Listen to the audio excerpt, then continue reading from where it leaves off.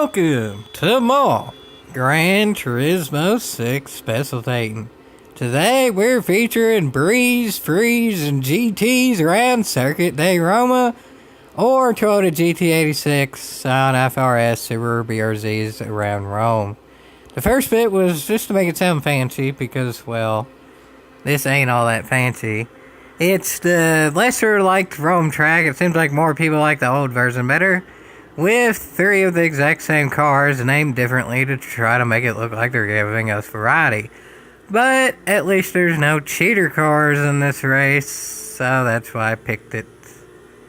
In theory, this would be a perfectly equal race. Wait a minute. I don't know if y'all can hear it all that good, but that engine noise sounds different than that engine noise. How in the blue blazes does that make any sense? These are all the exact same car. Just because it has different badging doesn't mean their engines should sound different. Yeah, PD weren't exactly the best with doing sounds on the old GT games, were they? And yeah, that driver wasn't exactly the best with doing braking points in this game. So whatever, it's only a 2-car battle, but it ain't a bad battle though. And it's 2 cars that sound different, but I assure you they're the exact same thing, just maybe with different badging. Honestly, I can't even remember which was which. I can't remember which one I picked.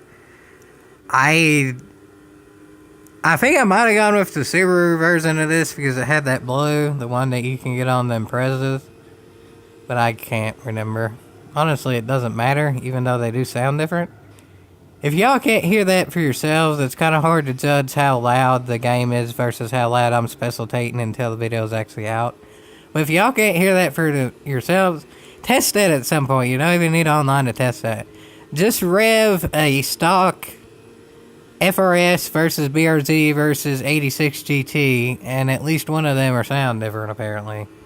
Again, I can't remember which is which, but that's just downright stupid. But anyway, this race is just downright good. I mean, yeah, I can't complain about that one. It's looking like it's to me side by side now. Yeah, Jiminy Cricket, good race. That really, though, should be how it should be, where it's equally matched now. So, yeah. And it's looking like I should be able to make a pass here because I got momentum from the straight. Nope. Jiminy Cricket, these are slow. Maybe that's why it sounds a bit different because I'm using automatic and maybe the leader's using manual, but I wouldn't think that'd make the actual engine noise sound different. It would if the person in manual revs higher, but when we're both at the same RPMs, in theory, we both sound the same. But nope. And there's more PD logic for you. I just barely get around, so I go harder in a turn to avoid getting dive bombed. I didn't get dive bombed, and well, that all went fine. I avoided getting dive bombed. I knew that driver was going to get a run out, so I gave him all that room on the entire right side of the track. That driver decided to run right into me, though, instead, and it gave me the penalty for that. It's not like I was sitting right in the middle of the cotton-picking track there, and it's not like I could really do much more than that, because there wasn't enough room on the other side of the track to move out of the way. On the side of the track that I was on, there was maybe about a foot to the wall. There wasn't anything that I could do about that, but yet I still got a penalty.